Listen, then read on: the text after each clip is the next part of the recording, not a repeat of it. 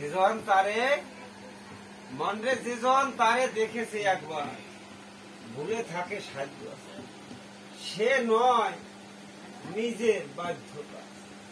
হরিচাঁদের পায়ে দিয়ে সব ভার, চিদানন্দে চিত্ত যে তাহার তোলে, হারে আমার পরাণ কান্দে হরিচাঁদ,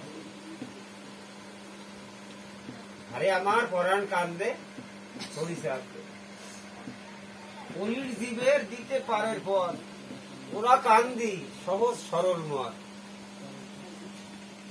পথের পরে হরিচাঁদের রথে উঠল মৃত্যু, জয় দশরথ গো গোলক তারক মহানন্দ এককালে। রথ উঠছে কারা?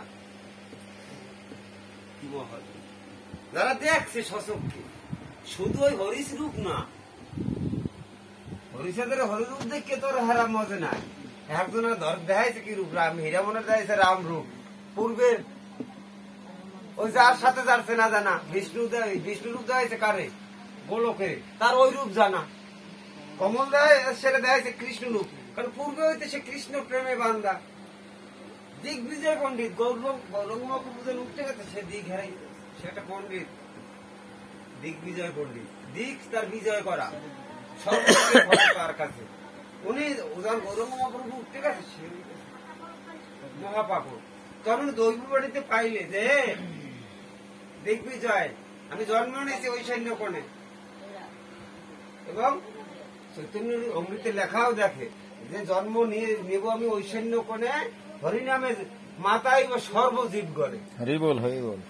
উনি ওই লেখার উপরে উনি ওরাকান্দি রওনা দিলেন। উনি আস্তে আস্তে কামনা সাগরের পারে আমার অন্তর্যামী বাবা হরিচাঁদ, অন্তর্যামী বাবা হরিচাঁদ জানে যে আজ দিগ্বিজয় আসতে আসতে, আজকে দিগ্বিজয় সে আসতে আসতে তার হারানো মনের মানুষ খুঁজতে আসতে আসে। কারে? সে গৌর সুন্দরের হারাইছে। আসছে যে ধামে, ওরাকান্দি ধামে আসতে আসতে দেখে যে পথে বসা সে গৌরঙ্গ মহাপ্রভু স্বয়ং, সে গৌরঙ্গ মহাপ্রভুর রূপ ধরিয়ে রূপ, সে স্বয়ং গৌরঙ্গ মহাপ্রভু বসে, তোর চরণে বসে, প্রভু আমি তোমারই কাঙা, আমি তোমার বই তো আমার প্রাণ বাসে না, তুমি আমায় তুই কেমনে আছো? কইছে দিগ্বিজয়, আমি তো তোর জন্যই বসে আছি বাপ।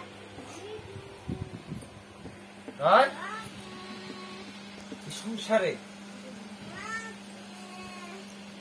মহাজনরা দেখছে, তারপরে তারা নামছে। যত ভক্ত যারা পাগল, তারা রূপ স্বরূপ দুইটা দেখে, রূপ স্বরূপ।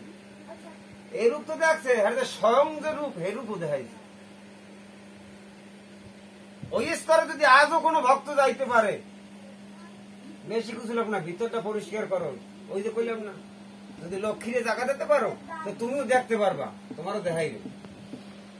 আর ওই রূপ আত্মদর্শী যে জন হয়, তার দ্বারা যে আত্মা দর্শন পায়, বাবা গুরুচাঁদ স্বয়ং যার দর্শন দেয়, পারে কিছু, সে পারে কিছু জগতে দেখাই যাইতে, কিন্তু দেখায় না, দেখাবে না। কেন? কোন মহাজন, গভীর মহাজন কোনদিন তোমার দেখাবে না। হ্যাঁ, একটা পাগলের ভক্ত থাকতে লক্ষ লক্ষ,